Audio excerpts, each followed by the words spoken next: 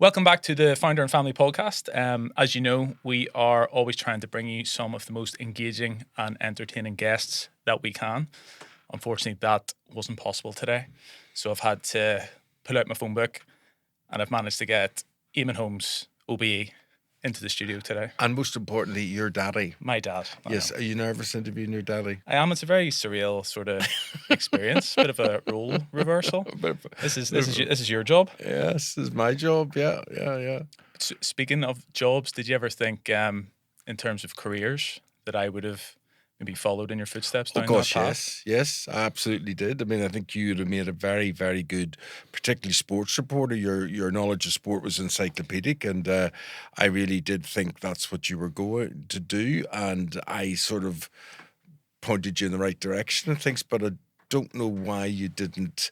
I think the call of Belfast was too great for you, and I mean, I don't really know, because you definitely could have made it as a sports Yeah, reporter. well, funny. I was relaying this to Jenny last night, the story, and I would say you never sort of pushed any of us down that angle of the media, but there was obviously that option. I would have encouraged you. Yeah, we did some work experience and things, but it was always that sort of sports journalism. I think you felt for me would have been good, but there was a story where I had referred. You were like, you would just go to a match, you would watch it, then you would write about it, and I'd said it was a bit too much like homework. I think was the phrase. That's how I looked at it. I remember the first time I went to a match was Manchester United West Ham, and I was sent there by Radio 2. And I remember thinking, and they came and said, let's go to Old Trafford, 2-2's the score so far. Let's go to Eamonn Holmes there. Manchester United 2, West Ham 2. There were 4 goals in the second half. And I did this. And when I finished this, I thought, I've just been paid 35 quid for that. It was incredible. So to do something you love, and it doesn't matter what it is you love, whether you love accountancy, whether you love being a vet, whether you love, I don't know, being a sports person, whatever, to actually earn your living doing that is a great privilege, because so many people do not do that. And I think that is something that you've got to put top of the tree, top of your list.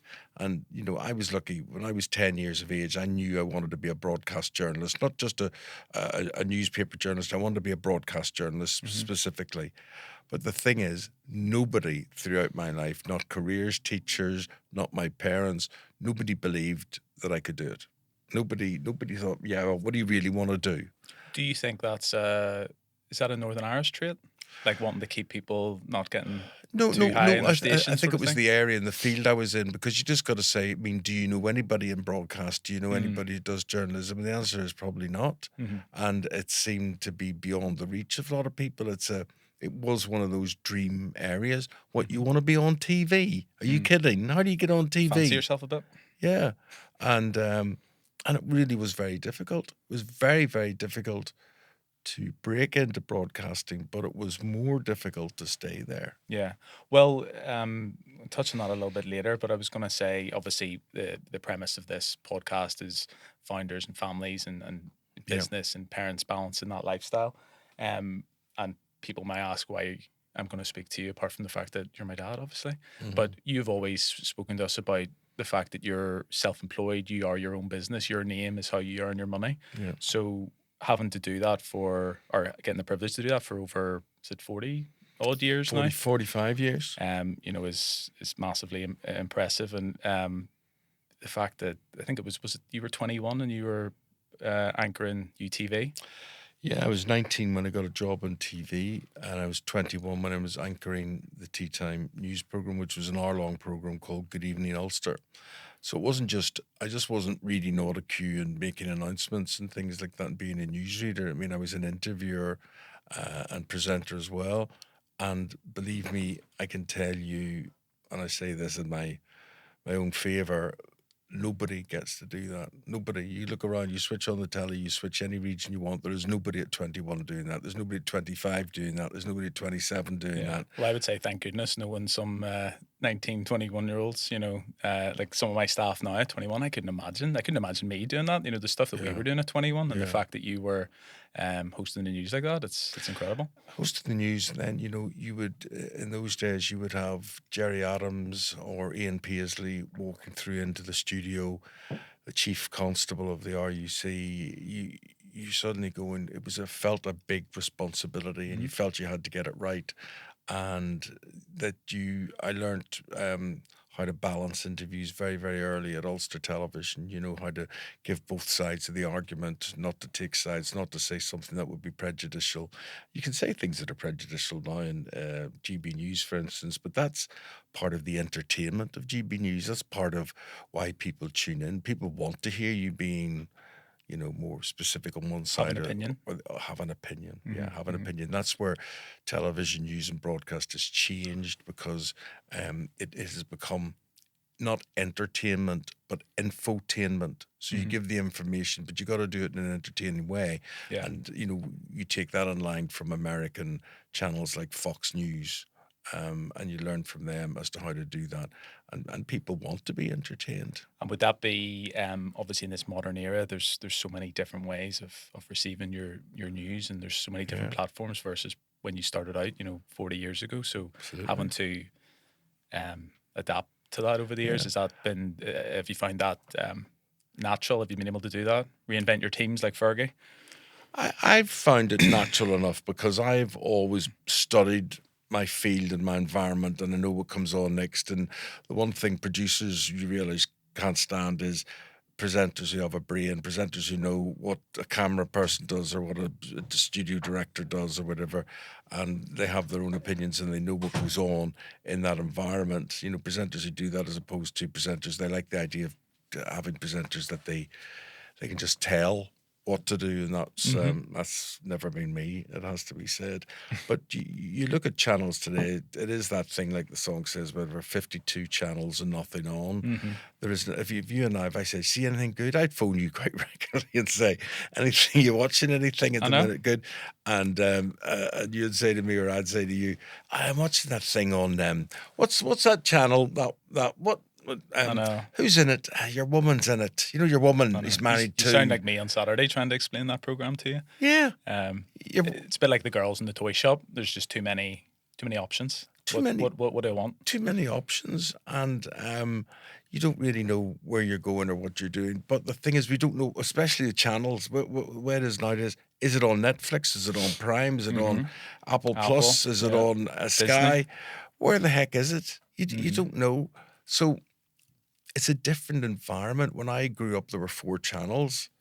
There were three channels actually when I was younger, but there were four channels, and you looked at what they were doing. You could remember what they were doing. Hmm. I mean, I was named after a broadcaster who was doing many, many programs in those days, and his name was Eamonn Andrews, and it was good. And he was a great inspiration to me, because I thought, well, he can do sport, he can do news, he can do entertainment, and I always looked at people like him and David Frost, and thought, people, they love to in television put you into boxes. He's sport, Hmm. he's news, he's religion, he's politics, whatever. Yeah. But someone like Eamon Andrews um, did anything. He did lots of things all over the place, and I thought that's what I wanted to do as well.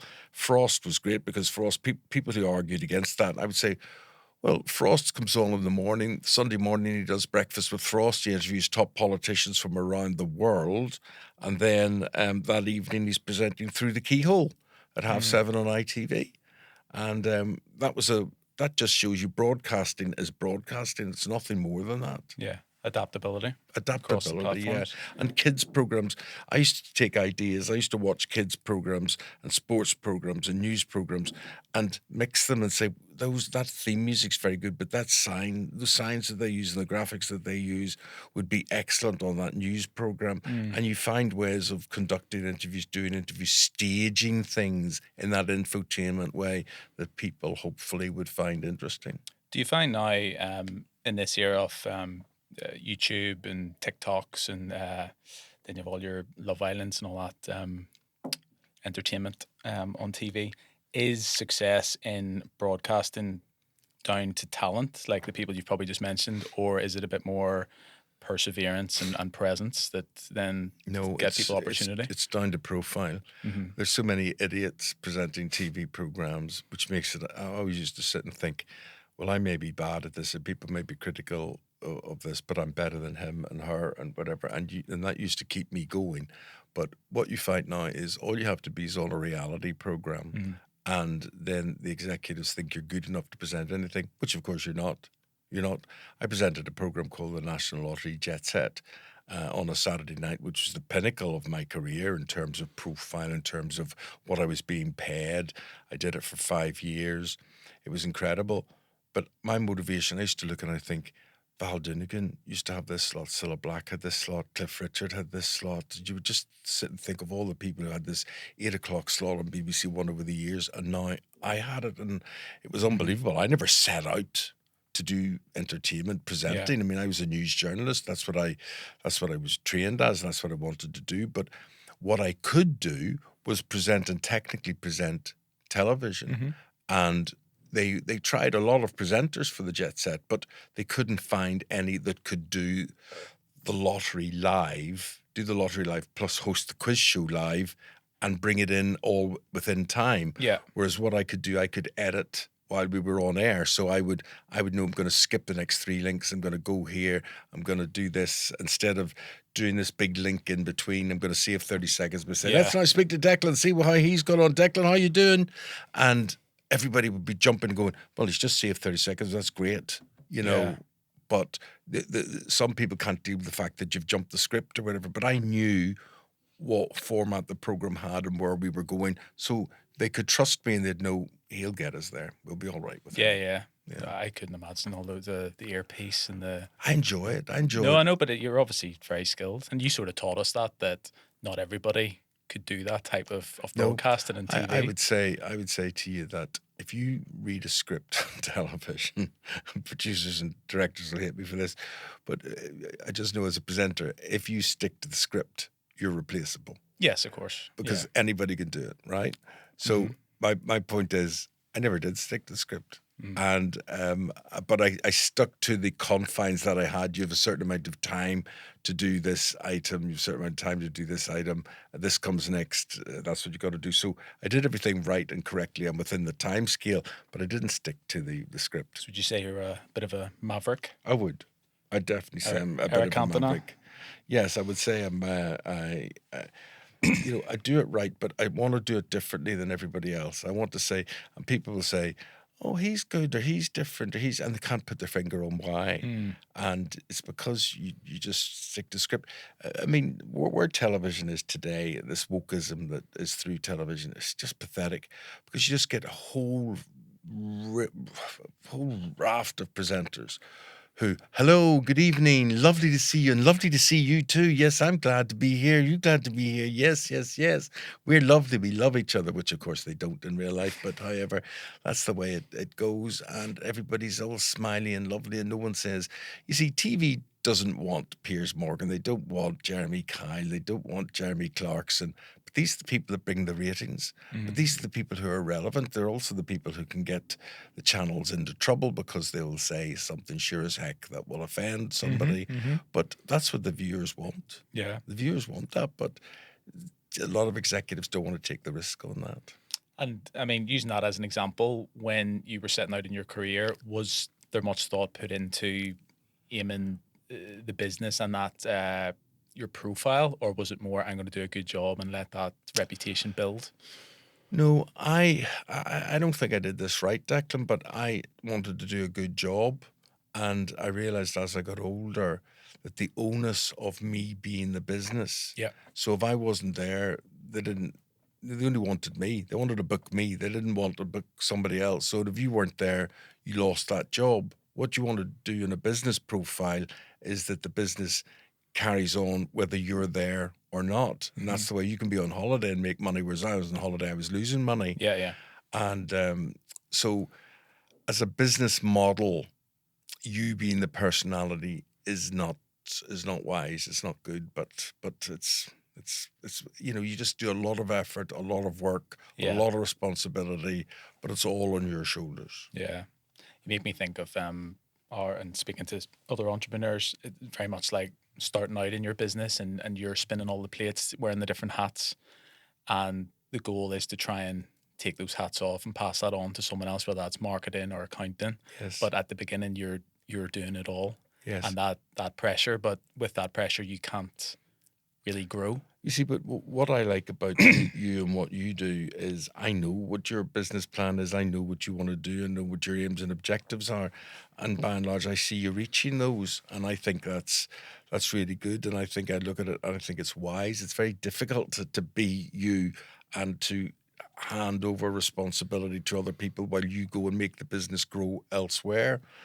But when it works, if it works, it's a great thing. Yeah, no, it can be a great thing, and it's you talk about fulfillment, and I think it's a big thing for me over the last 18 months that with my role in the businesses, it's focusing more on the more fulfilling parts that I know that I'm good at or that Dean is good at, and allowing us to do our jobs instead of trying to be across everything. I'm Yeah, not the best person to manage our staff, whereas Dean is fantastic yes, at that. He's yes, he's really I'm a good people person, but he's a good at getting the most out of people yes. in their jobs. So actually letting him do that instead, I don't need to know the rotas or I don't need to get And involved. also, you don't need to be paying the telephone bill and the rates and doing that. You need somebody Mm, that does all that while you yeah. make different decisions. You sort of say, does Rupert Murdoch do that at Sky? No, he doesn't. You Well, know, that's true. But then yeah. sometimes I feel I'm getting ahead of my station. It's like, well, of course I'm not Rupert Murdoch or whatever, and I'm like, oh God, what are the staff going to think of me? But at the same time, it shouldn't matter. I'm doing It it in should. everybody's best It shouldn't. interest. Correct. I Yeah, agree with you. and it's trying to shift mentality. I Yeah. think for everybody's best interest. Um, so obviously with your work, you'd started off in Northern Ireland, but a lot of the work brought you across to London, Manchester. Hmm. Um, from a family dynamic, how did you balance that? How did that change your approach to being a dad or becoming a dad, Oh, having that it was distance? it was very difficult because you had to keep the business going. And to do that, that would have often involve sacrifice. And Mm, most often, I don't like to think it was sacrifice on my children's behalf. And I may well be wrong, but I think it's sacrifice on my behalf. I mean, for instance, you were born in Manchester, yep. and then when our business being our business, it's so precarious, and you can lose jobs and you lose work. And I was made redundant in Manchester when Richard and Judy came on board and launched This Morning for ITV. It was a massive rival to the program I was doing at the time called Open Air, and the BBC felt we were losing too many ratings against them, and they changed it to something else. Well, new bosses come in, and they really only want one thing: they want the budget for that program so they can create their own program. Bosses in TV don't want to inherit somebody else's program. They don't Mm, get any credit for that. They want to create their own programs. mm, And then I had to move to London to work, just to get work, to pick up work, freelance work, and it was then the real difficulty came. That's when you're away from home, mhm, and the real difficulty came that then you and your mum moved back to Belfast to mhm. live, which was great. We all wanted to be in Belfast, but the work wasn't there in Belfast. But that meant that came all out of my shoulders. I lived in uh, an attic in London. We had a nice house in Belfast, a nice home, but my time there was only the weekends, and that meant things like I always remember most people my age and stage were out playing golf on a Saturday, Mm. and I never could. Because not never could, sorry, never wanted to, because being out playing golf for 5 or 6 hours, I was going to be away from my kids, and I Yeah. didn't want to be You also that. weren't very good. I wasn't very good. I never got any better, because I couldn't. Couldn't, yeah.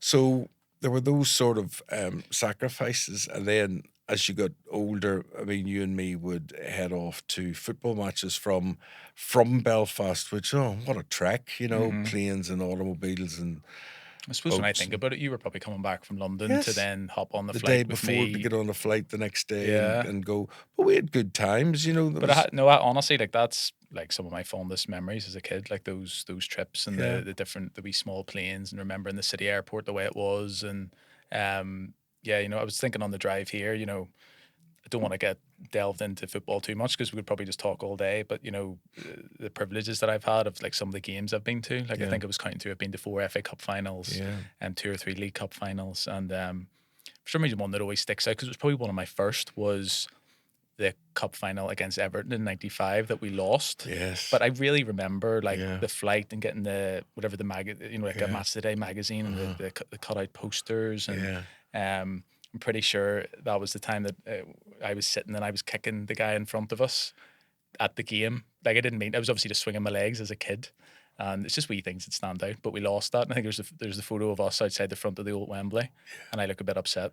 But But I then remember it's the a bit of a time learning. there was the Charity Shield final against Newcastle, Hmm. and I was working at it. I told this story last week, but Did you you? tell it. Yeah, yeah. And I remember saying to you, now, son, you stay here in this lounge, and maybe I put you in the care of somebody, whatever it is, but I like to think I did, but I would have thought you were probably about 8 or 9 or Yeah, it something, was 96, so yeah, seven maybe, right? seven, something like that. And I said, now, son, you stay there. I have to go down here and interview the players, and then I'll come back up and everything will be okay.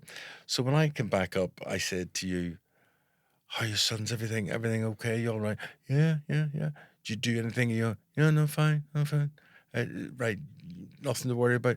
No, no, no, no. Okay, right, good. And then we just carried on. We did. 3 days later, 5 days later, somebody sent me in the post a photograph of Declan holding aloft the FA Cup. Or was it the It FA was the Cup? FA Cup. It was Yeah, the yeah. FA Cup. Yeah, with Man United ribbons on it or whatever it happened to be, Hmm.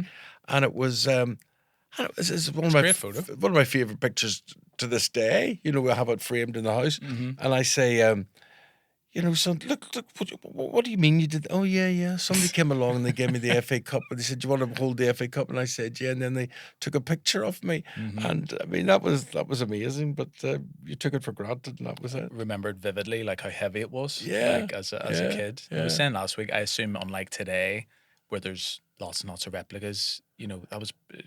Well, I don't know. There's probably replicas still at that stage, but No, like no, that's it the would real thing. probably be like That was the real the thing. real sort of thing. Yeah. So, no, that was amazing. But that obviously the sacrifice, if you want to call it, of then having to chase the work in the Mm, mainland UK, mm, those are some of the benefits that we got, like being able to be at, mm, mm, things like that, which was amazing.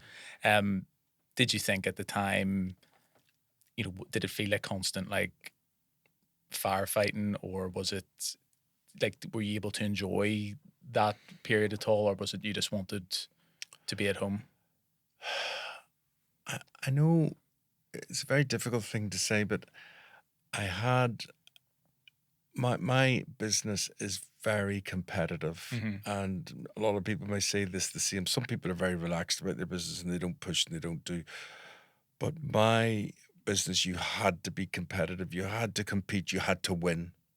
And if you weren't better than everybody else, and if you didn't get the bigger programs, then there was no point.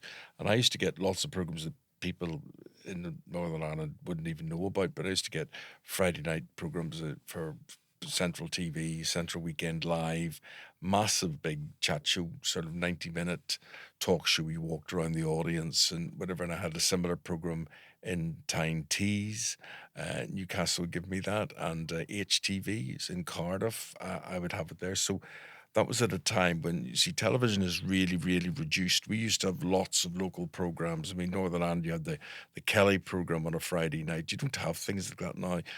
TV does not invest in local television now. So you had local television, you had regional television, which means that it went out to so Manchester went out to the whole northwest, as opposed to just Manchester, whatever. And then you had national television, which were your programs that went all over the country. Hmm. So nowadays you just basically have local, which isn't very investment heavy. There's nothing. It's not of the standard it used to be. I was trying to explain to a 21-year-old the other day who Julian Simmons was. They had no idea. Strange, isn't it? Well, yeah, maybe. Well, I found it odd, Julian Simmons is an institution, is a but cult. then that continuity must have stopped a good few years ago now. So there'd probably been, and then that generation probably just doesn't watch terrestrial that, TV. that So that generation doesn't watch terrestrial yeah, TV. You're absolutely right, and that brings me to the whole thing about how you survive today. yeah, It's difficult to get into TV. It is more difficult staying there and doing what's expected of you and staying relevant and being that. Now, where I work at the minute, GB News, and people may say, "Oh, what's GB News or whatever," but GB News is the fastest growing news channel in the whole country. So we're ahead of Sky News, we're ahead of the BBC. In 3 years, we've done that in 3 years with very few resources to do that. But what we do is we allow the presenters to express opinions. Now, someone like me is regulated because I'm a news presenter. I'm regulated by Ofcom as to what you can say and what you can do. And again, you have to be fair. You can be more outrageous and you can be more angry about certain things or whatever, but you still have to be fair about what you do. And I basically still present breakfast television the way I've always done. And that is talking straight. You see, a lot of people just can't have it within them to talk straight, or reporters make this mistake where it's all about them. It's all about them. They want to show how smart they are and how impressive they are and whatever. And really, your questions shouldn't be any much longer than who, what, where, when, and why. Who are you? What are you doing? Why are you doing that? And you get to the point, and then you can say, and I'm a great person in doing the Lieutenant Columbo bit, which is just one more thing, just before you go, one more thing. And I always ask the killer question, at the end or somewhere during that, or did I should be get you taking right? notes here. Did you just say this? Did you just say that?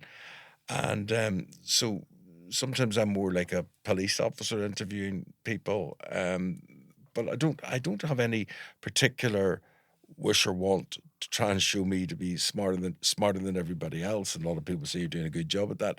But what I do want to do is I want to ask relevant questions. I want to ask questions that are relevant to our lives. What difference does it make to our lives?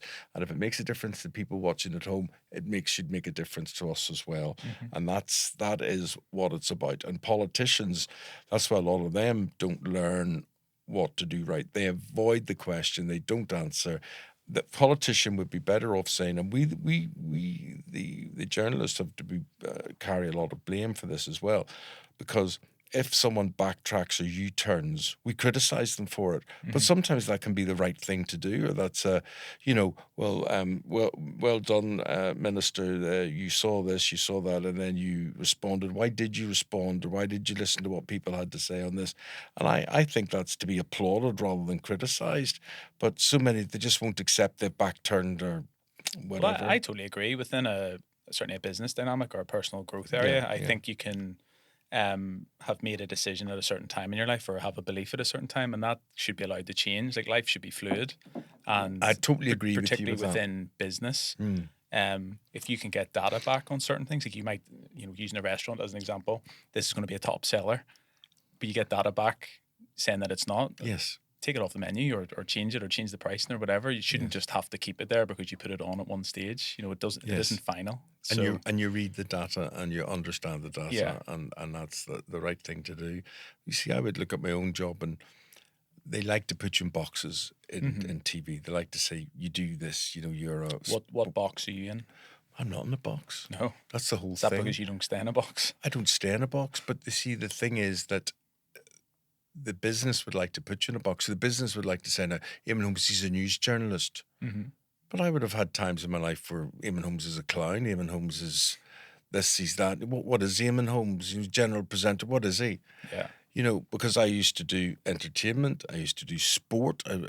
Sport came very easily to me, and when I look back at my life about certain opens that I've covered, or Wimbledon that you've covered, the greatest thrill of my life was to stand at Beecher's Brook at the Grand National for Radio 2. And then say, and then they approach Beecher's, and it's over to Eamonn Holmes, and they come, there's 33 horses still left in the race, and they come in, and you Amazing. did do all that, and to hear the noise of those hooves, it was the scariest thing. You realise why armies had horses and had cavalry, because you would have just got out of the way, and then they jump in to see a horse falling, or something like that. But it doesn't matter whether you agree with that or not. It's the privilege of seeing that. It's absolutely amazing to be up close and personal. And I could never get over really how at golf tournaments you could get so close to the players. You could hear the club swish through the air and the noise of it.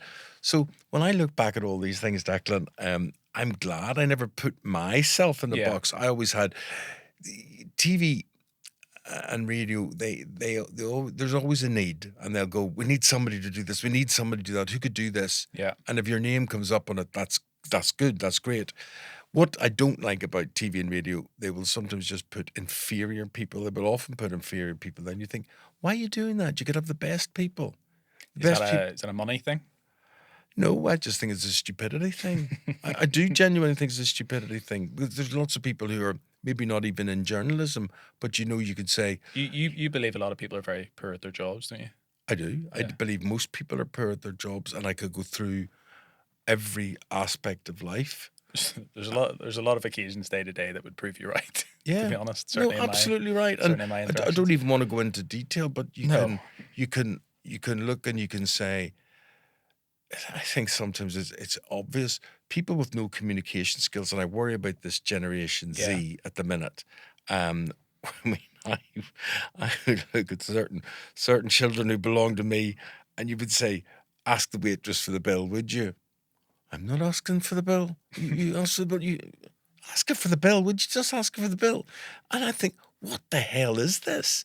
Why are people in their 30s frightened of asking? All right, I'll get better at it. No, it's not you, son. It's not you. It's not you. I'm talking about you. No, but I always remember you saying to us, commenting on the fact that you could bring us into a room even as kids, and Yes. we would be, Yes.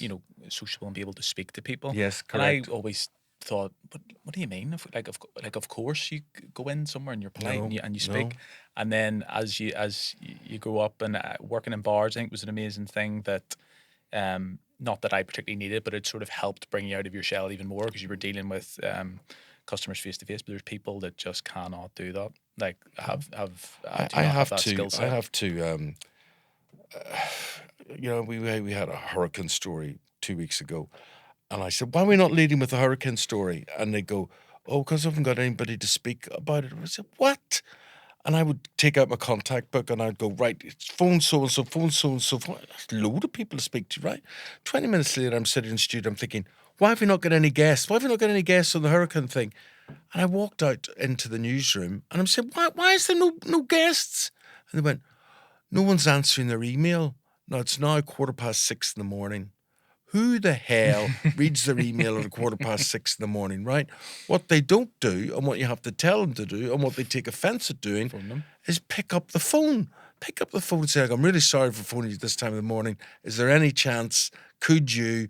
And you would be absolutely amazed. You've got to watch a film like All the President's Men, which is Dustin Hoffman and Robert Redford in it. And it's about the Watergate scandal. And it was one of the great inspirations for me in being a journalist. And it was 1976. And they spend the time on the phone. You just watch the whole film on the phone, taking messages, taking names, taking contacts, putting the phone down. Now, that is the essence of life, and that is the essence of business. Mhm. Speaking to people, talking to people. And you're right, you're right. I'm very proud of my kids who went to decent schools who taught you to socialize and to be like that. Mhm. And you're all very good at that, but then there is that Generation Z thing that certain parts of my family just don't want to put their head above the parapets and ask for bills and things. It's just ask for a And bill. I'll tell you this. Here's an interesting They'd like thing. Fox's Den because you can just scan and pay. You don't have to speak to anybody. That's QR terrible. code. Yeah. But you mentioned there about working in the bar, Yeah. and I worked in a bar from when I was 16, and without a doubt in my life, it brought the shy teenager out of me. And you could sit there, you could rub the counter, and you're talking to people and say, "Hi, Declan, how are you? How's business? How's things going? You doing all right? Yeah. Mhm. Did you see the match last week?" And you'd be working away, emptying ashtrays and doing all sorts of things, and you were developing these skills talking to people who were school teachers, who were motor mechanics, who were just they were at a different stage in life than you were, and they had life experience. And that evolved me as a person, as a human being. And then the shocking thing, which a lot of people won't realize and won't know, is that I so thought that my television career would be temporary that I continued to work in the bar. And I worked in the bar up until I was presenting that tea time program, Good Evening Ulster. Mhm. And the head barman, a superb man called Pat Thompson, said to me, Eamonn, I was presenting the show for 2 years. And he said to me, Eamonn, what is this all about? You serve them up the news until 7 o'clock. And then at 7:30, you're in here with your bow tie and your bar coat and you're serving them up pints. What is this all about? And I said, Pat, but you don't understand. That TV lark will never last. Mm. That could just disappear like that. And he just reached over and he pulled my bow tie and he said, it'll last. Don't worry, it'll last. Now, I didn't feel it was going to last. And he brought me, says, come on out and have a drink. And we went out to the bar, the back of the bar, the stock room, and neither two of us drank and opened two Club Orange, and we had Club Orange each. And then that was it. That was the end of my bar career after 7 years or so, where I was the under manager of the bar. Really enjoyed it. Really, really enjoyed it. Thought probably that's what I would be in life, a barman. And that was the end of that. And then when you were put in a position where you had to survive in broadcasting, then you really took it seriously. I mean, Yeah. and that's when I was faced with a dilemma in 1986, where the BBC came in for me and made an offer for me to go to national television. Now, the money was less. It was relocated in Manchester. I was top of the tree in Northern Ireland. I had the best job in Northern Ireland. So what do I do? And then I could only say, it was like being a player playing for Cliftonville, a football player playing for Cliftonville and Manchester United coming in for you. And do you seriously turn them down? You Hmm. sort of don't really have a choice in the matter. Yeah. To be asked, I always find in any job that anybody does, you are in a good position when someone wants you, when someone asks for you, Oh, come and work for us, as 100%. opposed to you knocking the door or sending a letter or CV and saying, Could be the same I with want to business, work that for you. sort of word of mouth. Someone has sought you out or because of Yeah. recommendation or something they've seen, I want you. So at that time, did you feel like success that looked like national for No, you? no, No, as no, in like no, no. that's what you sought to No, progress and all it did was give me a chance to run out with the big league. yeah, Your challenges were only beginning. I mean, I of was top of course. the tree in Northern Ireland. I didn't have to do anything. I was the man. Yeah. There's plenty of people that wouldn't or did not pursue further, but you Yeah. obviously felt there was more in the tank. Well, I did feel that was the case, and I was proved right on a number of fronts. I mean, technology wise, you were replaced. I mean, editorially, you were replaced. As technology progressed and people can now shoot TV programs on their phone, they don't need studios, they don't need all the things that we needed outside broadcasts and whatever. Hmm. And you were gradually replaced. Hmm. But over the space of 30 years or so, I mean, it changed beyond belief. I mean, began shooting on film, and then it went to video, and then it went to microchip stuff that Hmm. you Hmm. that you would use, and the business just changed beyond recognition. And it was keeping a pace without understanding how you were. I mean, if you be some sort of victim in this, and you sort of go, what do you want me to do now? What do you do next?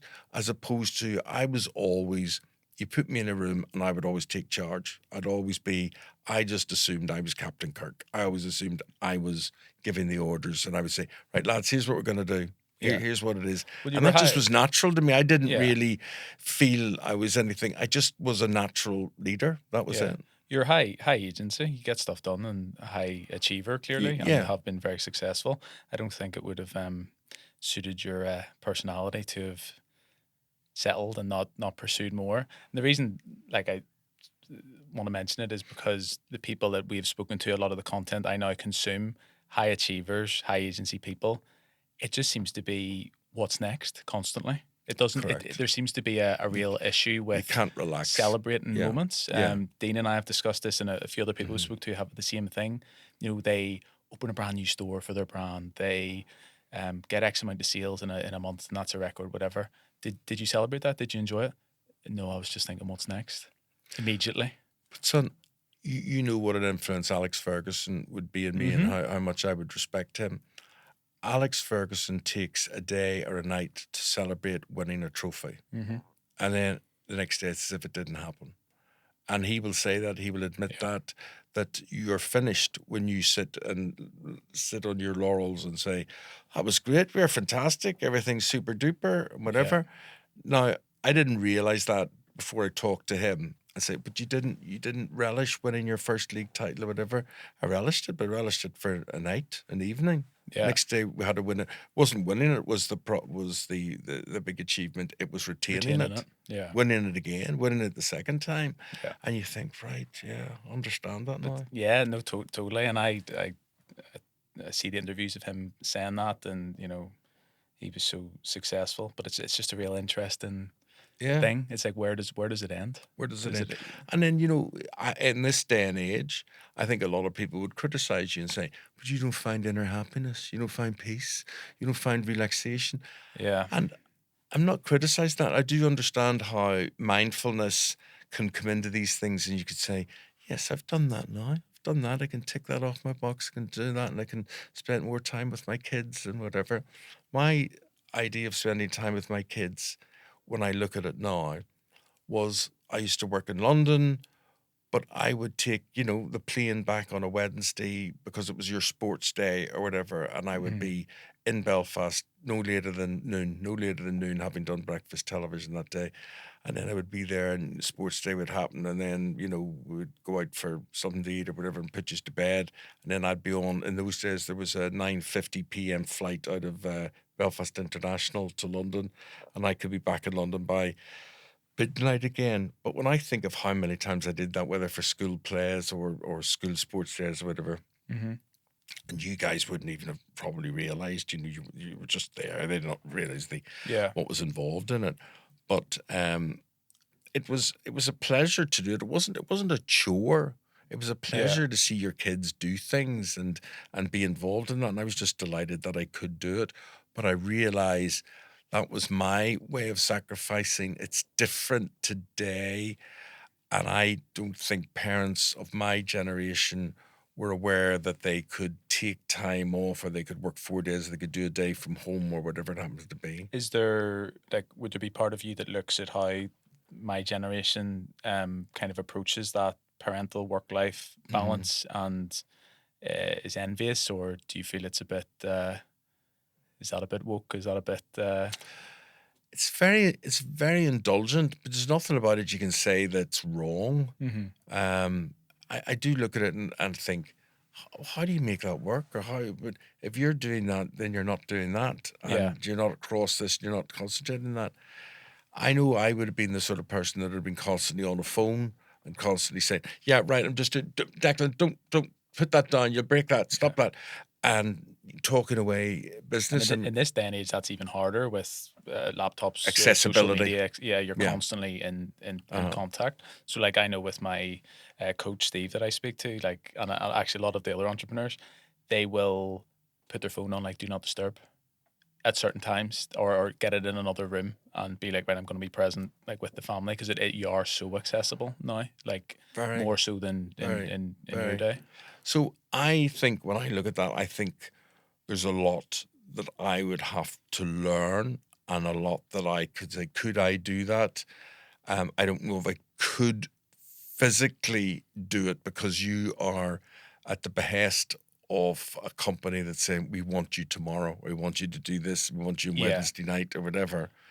And so then you have to look at the personal things in your diary and say, well, can I bring Declan to his football class that night or whatever it happens to be? So I think it would be hard, and you might regard yourself as a failure um, in doing it. But I you, know that I really tried. I know that I did. My kids were very, very important to me. But I can see how, no matter what, if I did that once a week, once a month, twice a month, whatever, maybe that just wasn't enough. And you don't know. So I would never regard myself as I thought I was a success as a parent, but I could never look back now and say, oh, I had that cracked. I did that really well no, but because, I don't think anybody does. mm, I think in this day and age, like you talk about jobs and things there. I used to look at it as almost a negative or more pressure. The fact that it would be like, oh, well, you work for yourself, so you can do these things. And I was thinking, well, I'm making a trade that I'm doing these things and that's taken away from my work. So I felt guilty that work wasn't getting enough attention. But then you go the other direction and you can feel guilty that you're not at home with the kids. So the way I'm sort of approaching it is I take that ever since Emmy was born, I have a day off during the week. And that's probably only going to be like 5, 6 years until the two girls are at school. then that time's gone. And they So, change. and the truth is, like, you know, I talked to, you know, factually, if I worked that day, could I make more money? The odds are yes, I could, because I would be actively involved and putting my energy there. But at the minute, I suppose I'm willing to make that trade, that I'm going to be there and experience the things with the girls whilst I can, and then that, again, life's fluid. That will change at But some here's the stage. question. Hmm.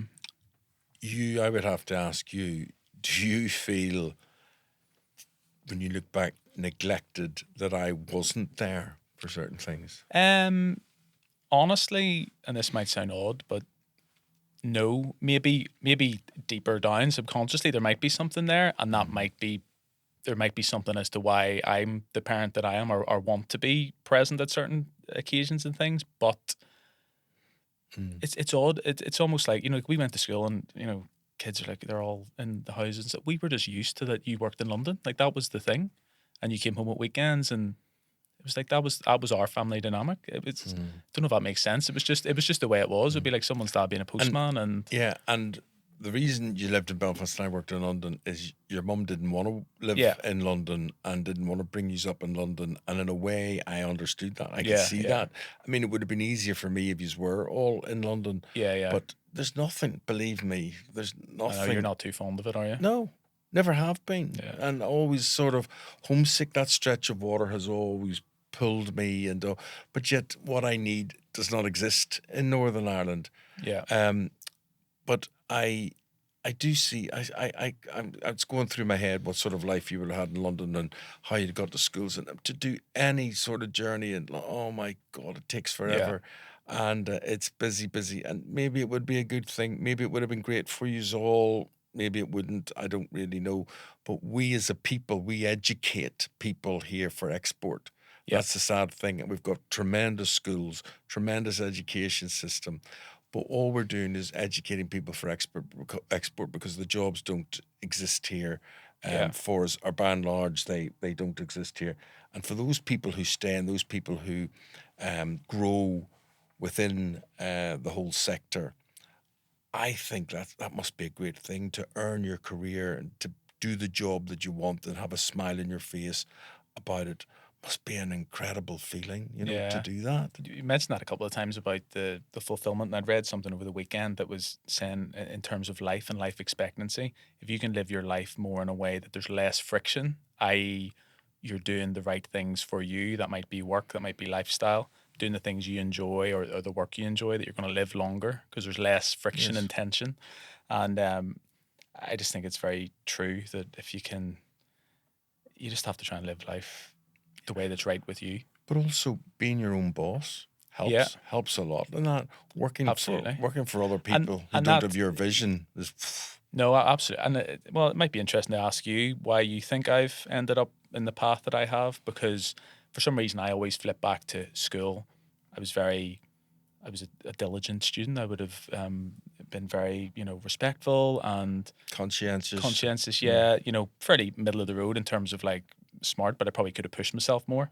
Um, but then all of a sudden left school. Uni, I am not a big fan of uni. I shouldn't have went to uni. That wasn't a move I should have done, but it was the dumb thing at the time.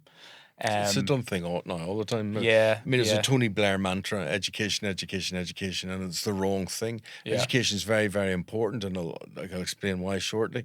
But it's very, very important. But motivation and direction is even more mm, important, and to have a skill. hmm, We've got a migrant crisis now, and people don't know how to fix it. Well, part of the reason we have a migrant crisis is we don't have people to do some of the jobs hmm, at the price that industry wants them done at. hmm, And when I was at school, I'm so aware that how important education was to me at primary school. I really enjoyed my time at primary school. Really, really good. We did fantastic things. I was one of 44 pupils in the classroom. That wouldn't happen today. You'd be maximum, I'm sure, 30 or so, yeah, and 44, and 8 of us passed the 11 plus. And that made a big difference. You look at yourself and you look at other people who failed the 11 plus. We are all white collar workers. They're blue collar workers. But those blue collar workers are so important, and school needs to look at educating pupils for the work environment? What does the work environment need? And are we supplying pupils? Instead of saying to people, what do you want to be? You know, when people sitting at 25 going, I don't know, I might take another 2 years off. I can't understand that. You know, from 10, I knew what I wanted to be. Yeah. And the only person that got me to where I wanted to be was me, nobody else. Yeah. And luck has a lot of to Yeah. do with it. I mean, I would look back at my life and say, But if someone was to ask me something that your dad taught you, it would Mhm. be that you create your own luck, or that the harder you work, harder the you work. luckier you get. So you're not going to sit in your house and it's just going to land at your feet. You need Yeah. to have put yourself out there. I And believe that. I believe that. Not everybody believes that, but I mean, I believe that it's not going to land at your feet. No. You've got to do. You're going to put yourself in a better position if you're all the time. Yeah. All the time. What I was going to say just about me, sorry, was that left school, uni, and I couldn't. I couldn't work for someone. There was this yeah. I don't know. Well, you've got a brother who'd be exactly the same as you. Just would find it impossible. I would say the two of us are, we're similar, but very different personalities at times. But it was just this authority thing. Like, I couldn't work for someone, and I don't know. When I look now, was it like a respect thing, or I didn't think they were good at their job, or I don't know what it was. And there's literally just very few people. But anyway, and I just knew very early that it was like, I'm going to have to do something myself and forge that own path. Mhm. And there was probably in me as well that you were very successful in your own right. I wanted to be successful, but I also didn't want to be successful in your shadow. I wanted to try and do something that was my own, that was like, right, you're a success in that field. Well, Now, I remember people you like to tie the two together as much as possible. But Well, I remember you saying to me as a youngster, I said, "Son, why are you not being a sports journalist? Why are you not doing that?" And you said to me, "But Dad, I could never be as good as you." mm, And I don't say that out of blowing my horn or anything else, but it was very humbling for me, and it really stopped me in my tracks, and it made me quite sad. But I totally understood it. yeah, I didn't want to understand it, but I came away from it, and I thought I would be lying if I didn't. If I, I had to admit I wanted to be the best in my field, and Yeah. therefore, if I was the best in my field, you weren't going to be the best Yeah. in my field. How much proof is there of particularly footballers trying to follow in their dad's footsteps? There's very few. Haaland's done well at City. Well, he's done. Yeah, I suppose he's done well. He's definitely done better. But the likes of Ronaldo's son or Messi's kids, and yeah. which remember I was signing Jordi Cruyff, and he wasn't up to too much. Nope. But so it's difficult following those footsteps. But yeah, there was something in me that I knew I wanted to work for myself. But then when you think back, there's Uncle Brian, who was here today, and he took over Granda's business, there is even mum's dad worked for himself. There is a bit of entrepreneurial spirit within the family. Uncle Leonard, so it's definitely there. Comes with its own pressures and strains, but that's where we're at. But better than the alternative. Well, that's the way I look at it. What I say this quite a lot. What is the alternative? If I don't show up and do that, what is the alternative? I do think at school it's difficult. That I don't think schools will, certainly in my time, careers teachers, they didn't know how to advise you about the world out there. They just didn't. And I think that the school curriculum could be slightly more relevant, and I'll be controversial here. I couldn't pass O-level maths. I'd sat it twice, failed it twice. And I was very good at arithmetic. You ask me anything, times tables, 88, 64, I could just do anything. You can, my brain's okay, and that was from working in the bar. I can add things up and do all that. But I couldn't do logarithms, I couldn't do algebra, and there was lots of things that I didn't really understand the language of it all. So what was I going to do? How was I going to get round that? And I don't really know, because I've forgotten. As you get older, at my age, you sort of forget what you're going to say there. But I think I was going to say that schools need to adapt their curriculum to be more relevant. Like, for instance, Shakespeare. I've got A-level English literature, and I'm very good, and I passed all my Shakespeare exams and everything else. But what good is it to me? Yeah. What good is it to me? Okay, I've got Latin and Greek, ancient Greek as well, or whatever. But I I felt a richness from those exams, and they would teach you how to spell, and they would, give you an understanding of language and things. But there were certain things I thought, no, this is not giving me. I don't understand the Shakespeare thing. I know it and I can quote it and I Yeah, can yeah, act yeah. it, and I used to be able to do acting and things. But I do think that the schools, we've got to think about, never mind all of that. What is relevant to these kids? What Hmm. does business need? What does society need from them? Yeah, agree. Particularly as an employer, I think, Mm, yeah. yeah, be a lot more relevant. Okay, we will look to wrap things up a wee bit. So at the end, I usually quite like to ask every guest. I'm going to ask you two questions. The first one is, um, what have you learned from watching me as a dad? From For the, watching you, yeah, the last 4 years. Time's flying. never to underestimate the strength and the ability of your kids. I've watched you with great pride. Um, you've never come to me and asked me for advice, whatever, which I've sort of I think I was always ready to give you advice, ready to talk to things. And I think he knows what he's about. He knows his path. He Mm. knows where he's going. He knows his area. He knows who his inspirations have been in life and where he's got them from. And he takes a bit of this and a bit of that and whatever, and he puts it all together. But he's very, very good at what he does. So I've learned that um, you're very determined and you're very creative and you've the best of all worlds there. I mean, would I have ever thought you would do what you're doing? No, no, No. not in a million years. No. Yeah. But Yeah. then I think you thought bigger outside the box than I did. Mm. Mm. Mm. Yeah. Well, not necessarily. I mean, look what you've done. No, It's just no, a different direction, I different direction. suppose. I wouldn't have thought of going in that area. Yeah. I suppose that was again just life experience, like natural, like s- working that first job in a bar, and then it kind of snowballs like into But you something saw bigger. But somebody, and I think I reckon I know who it is, but you saw somebody who inspired you to say, that's the area. I could do mm, that. I could follow that. mm, He's made a success of his life. I could I could do that. I know who you're talking about. Yeah. Yeah, probably. Yeah, Mm. it could be true.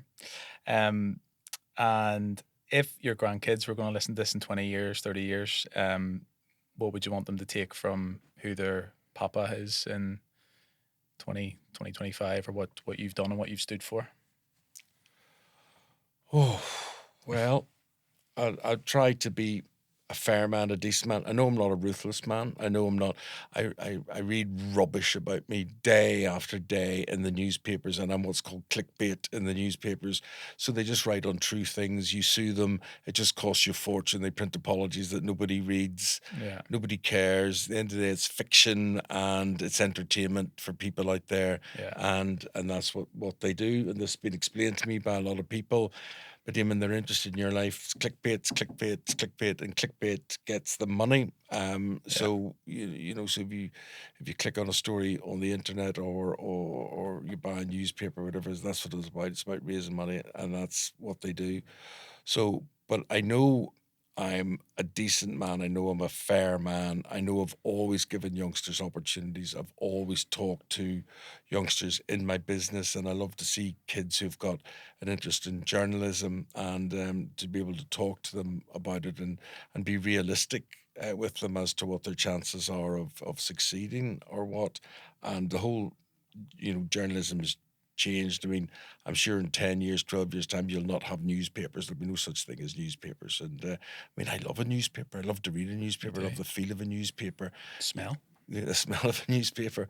But they're yesterday's news. It ain't gonna happen. That's true. I don't really like. I don't like reading of screens and things. I can do it. Obviously, you can do it. Mm, But I like newspapers, and I like most of all, if you want people to take something away, it's to be interested in young people, to be interested in them and say to them, what do you want to do?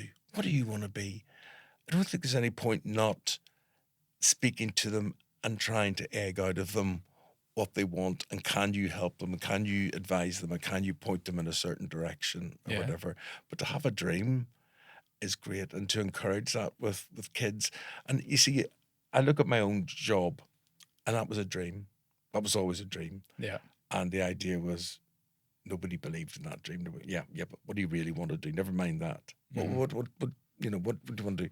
I remember the president of my college, Malachy's College, and he asked me what I wanted to do, and I said I want to be a broadcast journalist, father. And he said, but which of the professions do you want? Like legal, medical, the church, whatever. He couldn't take the concept that it would be outside that, and that's what the school was about training people and pointing them in that direction. But if you've got a dream, pursue that dream. You will be happier working in that environment than you would be elsewhere, and probably you'll be happier working for yourself, which is what we've been talking about and agreeing on. Depends on the day. Right, we're going to do a wee quick fire round just Yes. to finish up. Yeah. So, favorite Belfast saying? Your head's a Marley. You know what that means? Haven't heard that in a while. Your head's a Marley. Yeah, you're stupid. Yeah. Brilliant. The interview that changed your life? Oh, that's an interesting one. There's lots of interviews that I've been inspired by and enjoyed talking to people. Like, morally, you mightn't be inspired by Bill Clinton, but to sit in his presence and talk to him, a man of huge charisma. Charisma's an amazing thing that You certain did the people have. Christmas lights, didn't you, when he did them? In, Yeah, what was yeah. that, 96? 95, 6, 7, yeah. something like that. But I remember I said, congratulations, Mr. President, you're doing a magnificent job. He said, it's you that's doing the magnificent job here tonight. Thanks, sir. Because he was late. He was late and I had to hold it all together, whatever it is. And I thought, well, that was a nice compliment to say. But an incredibly sharp man, as is his wife, Hillary, very sharp. And you look at politicians and what they stand for, and I'm always inspired by people like Clinton or John F. Kennedy. I think was an amazing orator, and so often you just listen to people who are just not inspirational. So was there an interview as such? There was a lady called Jane Goodall who I got to know, and she died about a month ago. And Jane Goodall could talk to animals. Right. And literally, she talked to chimpanzees, she could talk to cats, she could talk to dogs. And I always found it amazing. I knew her for about 10 years. And I said to her, Jane, but if this is a language, do you understand? And she'd walk up to a chimpanzee and she'd go, oh, and the chimp would say the same thing back to her. And I said, what did it just say? And she would tell me what it said and whatever. And I said, well, why don't we all know this? And she said, well, I don't know. And I do think our treatment of animals, and I came across this when I rescued a dog. I adopted a dog 17 years ago, and the dog's still alive. And it changed my life looking at things, and it showed me love that a human being cannot give to you. Animals can give you love like... you see the love that horses give, and that even cows and pigs and sheep and all sorts of things. It's incredible. And if you go to Instagram, you get some amazing films there on that sort of thing. But we should be able to talk to, let's just say, dogs. We all have dogs. We all love dogs. They give us love that human beings don't give us. And I would love to see a better line of communication. I'd love to see... I look at her and I think, why can't we? We should all be taught this. We should all be taught how to communicate. And truthfully, although I eat meat and I'm not proud of it, we've lost the connection between where meat comes from. We all think it comes from a plastic package in a supermarket, and it doesn't. And we've got to think about where meat comes from. We don't need to kill animals. And I think I'd like to see that change. And she was very, very inspiring and got me completely to think differently about animals and how we communicate with animals. Fair. Strongest trait you see in yourself that is also in me? That is also... In me. Oh, I would say determination. Stubborn. What? Stubborn. Yeah. I would say no, not being beaten. I'd say, somebody would put you down or say something, whatever it is, and you think, right, don't get mad, get even. I'm a great lover of revenge. A lot of That could be people, a whole other episode. well, a lot of people wouldn't say that or whatever it is. But I think don't get mad, get even. I do think that quite a lot, and I do think that you should be aware, particularly in the working environment. Um, we said earlier that not all people are talented and have ability, but not all people are nice. Yeah, or on your side. Not all people are nice. They're not nice. They're not, and particularly in business, ruthless people in business, ruthless Oh, people. absolutely. Tell me about it. Holiday on the Algarve or the North Antrim coast? As I get older, the sunshine appeals to me, and the Algarve appeals to me, and you do worry about things. I worry about lots of things around the world now, earthquakes and forest fires and things, and they can Yeah. be quite common in the Algarve. The North Antrim coast was everywhere as a child, everywhere, Cushendall, Cushendun, Carnlough. And to this day, if you want to make me happy today, bring me a drive down the Antrim coast. So I do have to say, I think the Antrim coast. Fair. Your favorite flavor of Tito crisps? Smoky bacon. Nice. Smoky bacon. Matter of fact, I had a packet last night. I had 2 packets With last night. If it with a was club good. orange? With Club Orange. That would be an ideal fan. last meal for me. Yeah. Leave your steak, just the smoky bacon crisps and a Uh-huh. club orange. Perfect. And your favorite, this is very open ended, favorite Manchester United moment? So many. I had a few thinking of it, driving in the car. I'll let you speak. I don't want to. Well, an FA Cup semi-final against Oldham Athletic. Mm-hmm. Mark Hughes scored the most magnificent volley. Were you at it? No. No. And it was played at Wembley, Mm-hmm. and it was last minute, and he scored the most amazing equaliser. Yeah. And then we went on to hammer them in the replay, Mm-hmm. and it was just a magnificent goal. I remembered like jumping and hitting the floor and burning my knees on the floor, you know. But it was that's when football really meant something, and I do think football doesn't mean as much today, and I think football is boring, and I think I would blame people like Pep Guardiola and Mikel Arteta, who's a student of Guardiola's and whatever, and I think continental managers and American owners and the Arab owners and whatever are all to contribute to this. But I sit and watch a lot of stuff from the 70s and the 80s about football. My God, it was a great, different game then. Is it just because we're not winning now? No, it's not, son. It's not as attractive. It's not as exciting. It's about systems. Look at Manchester United at the moment. We've got to get rid of players so we can bring people into play to a system. Yeah. Why can't we just play? Why can't we have best law and charter? Yeah. You know, I remember I looked at a game recently, Manchester United against Coventry City, and we had on our team. I'm just going through here. We had Ian Story Moore, who was an amazing striker we bought from Nottingham Forest. We had George Best in the same team. We had Dennis Law playing in the same team. We had Bobby Charlton on the same team. Willie Morgan, who's become a personal friend, playing in the same team. These with just the midfield upwards. I mean, each one of these players were attacking players. The game is different. The game's different. What's all this playing out from the back business? I know, never Just liked it. mistakes. It gets on my nerves. Yeah.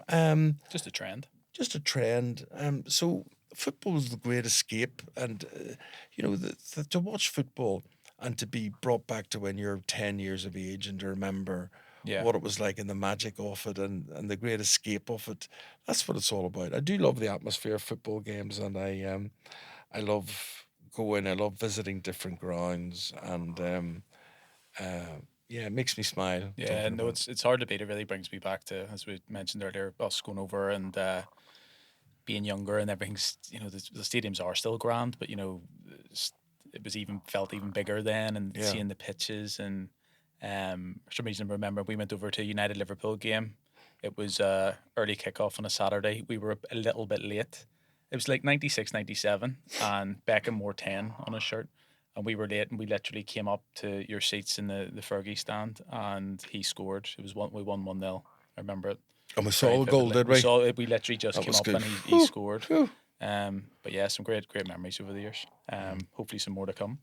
Dad, thank you very much. It's been a privilege to get to sit down and speak with you. Declan, thank you very not much indeed. always- You're very good at this. I was right. You should have taken up the broadcasting. We'll see. I've just left it late. Yeah. If enough place to spin, I'll maybe drop a few and take this up. But yeah, I appreciate everything you've done for me. My and pleasure, for sitting son. down. Thank you very much. Thank you very much Cheers. indeed. Thank you, and continued good luck and success in what you do. I appreciate it.